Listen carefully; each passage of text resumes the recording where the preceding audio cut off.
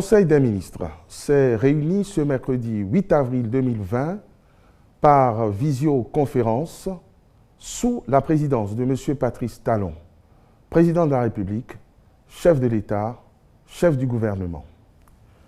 Les décisions ci-après ont été prises au titre des mesures normatives, mise en place du comité de pilotage du projet d'implantation d'unités de production de pierres ornementales et de carreaux de céramique au Bénin.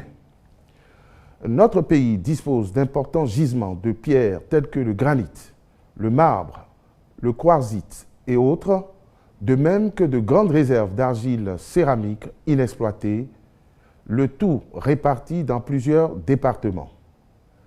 Ces divers matériaux représentent des atouts indéniables sur les plans de la durabilité et de l'esthétique des ouvrages et peuvent donc être très utiles pour le secteur du bâtiment et des travaux publics s'ils sont transformés en pierres ornementales ou en carreaux de céramique.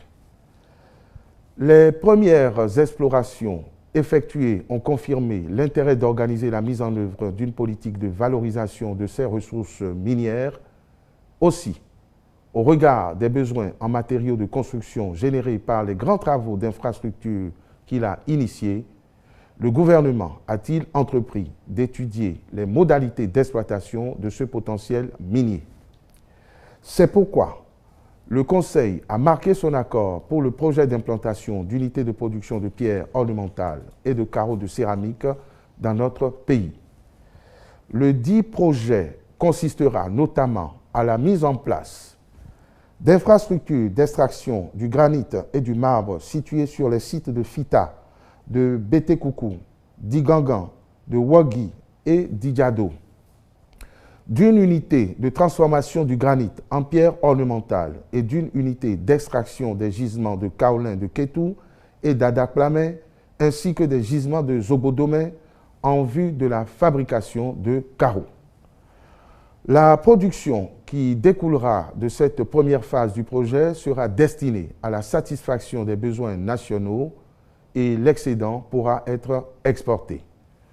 Pour toutes ces raisons, le Conseil a décidé de mettre en place un comité de pilotage qui veillera notamment à préparer une feuille de route pour la conduite du projet et veiller à sa mise en œuvre, préparer et superviser les études techniques et de faisabilité y relatives, coordonner les actions à mener avec les différentes parties prenantes, préparer la création et l'opérationnalisation de la société en charge de la gestion des unités de production.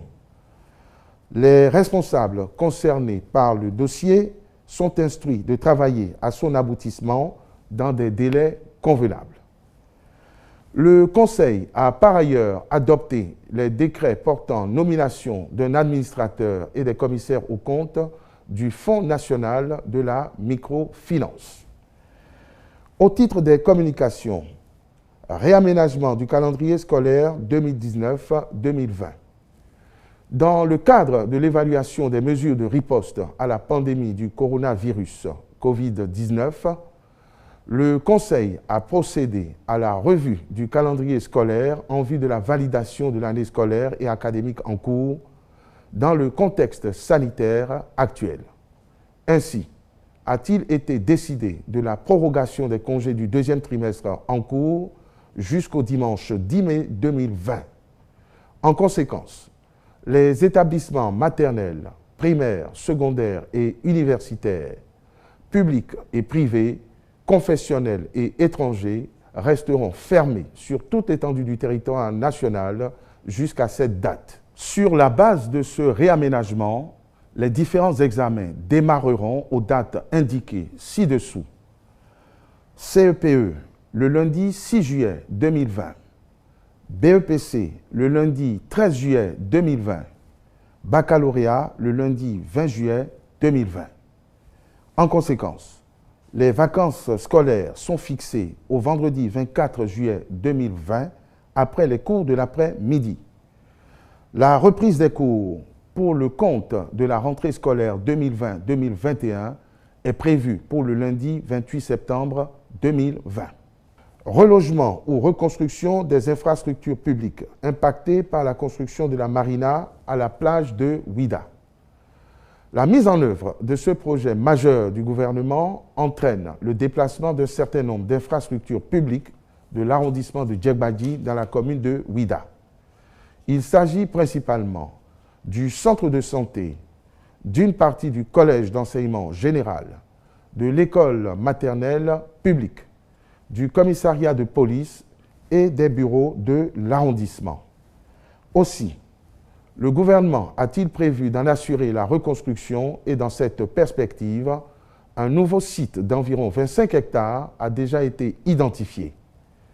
Le Conseil a donc instruit le ministre de l'Économie et des Finances de mettre à disposition les ressources nécessaires à la réalisation des travaux. En attendant ceux-ci, des locaux provisoires ont été retenus pour assurer la continuité du service public, notamment au niveau du centre de santé, des bureaux de l'arrondissement et du commissariat de police. Travaux de réfection de la piste d'atterrissage de l'aéroport international de Cotonou. Dans le cadre de la poursuite de la mise aux normes du dit aéroport, en attendant l'avènement de celui de Glodjibé, la réfection de sa piste d'atterrissage s'avère nécessaire. En effet, l'état des lieux révèle des insuffisances de nature à obérer ses performances. Aussi, le gouvernement a-t-il fait réaliser un diagnostic qui a permis à la Société des aéroports du Bénin de lancer un appel d'offres aux fins de la réalisation des travaux. Au regard de l'imminence du démarrage de ceux-ci et en vue de garantir leur exécution dans les règles de l'art, le Conseil a approuvé la sélection d'un cabinet réputé pour en assurer le contrôle et la surveillance. Le ministre des Infrastructures et des Transports veillera à la signature du contrat y relatif. Au titre des mesures individuelles, sur proposition du ministre des Affaires étrangères et de la coopération, M. Jean-Claude Dorego est nommé ambassadeur extraordinaire et plénipotentiaire de la République du Bénin près les États-Unis d'Amérique.